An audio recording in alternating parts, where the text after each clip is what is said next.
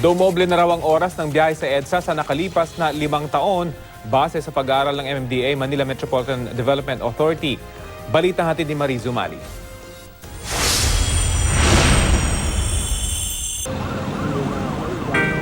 Kung noong 2011, 42 minuto ang biyahe sa EDSA mula Rojas Boulevard hanggang Monumento, ngayon dumoble na ang tagal ng biyahe. Naging mas maaga na rin ang dagsa ng mga sasakyan sa ilang major roads sa Metro Manila, kabilang ang Marcos Highway, Shaw Boulevard at Rojas Boulevard. Noong 2010, alas 8 ng umaga pa mararamdaman ang tindi ng traffic sa Marcos Highway. Ngayon, alas 6 pa lang, sobrang traffic na. Dahil sa holiday rush, 25% ang tinatayang dadagdag na sasakyan sa kalye. Pagpasok pa lang ng Administrasyon Duterte, agad na isinulong ng Department of Transportation ang batas na magdedeklara ng traffic crisis at magbibigay sa Pangulo ng emergency power para rito. Pero hindi na raw ito kailangan. Ayon kay Attorney Antonio Oposo Jr., isa sa mga aktibong nagsusulong ng road sharing, ang kalsada ay para sa lahat at di lamang sa mga demotor na sasakyan.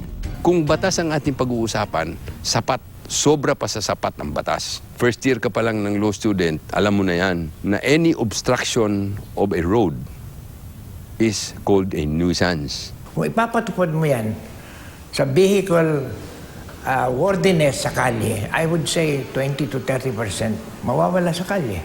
You know, it's been there since 1964. Giit ng DOTR, kailangan ng bagong batas para mapabilis ang mga proyekto. Sa planong inihain sa mga mambabatas, 640 billion pesos ang halaga ng mga proposed infrastructure projects para lang sa Metro Manila.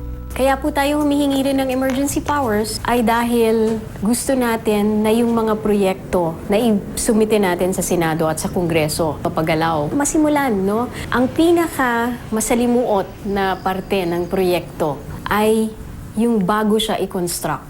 It's not the construction.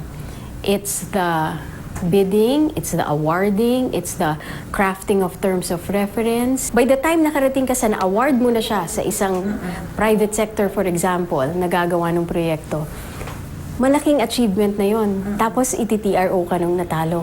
Nakapaloob din sa isinusulong na emergency power ang pagsasaayos ng sistema ng pagpapatupad ng mga batas trapiko sa Metro Manila. Ngayon kasi, kanya-kanya ang mga lokal na pamahalaan. What do we need is a synchronized, uniform traffic system, traffic structure, traffic rules with one single traffic authority. Pero kamakailan, sinabi ni Speaker Pantaleon Alvarez na siyang principal author ng Traffic Crisis Bill na malabo nang maipasa ng Kongreso ang panukala ngayong taon. Mariz Umali, GMA News.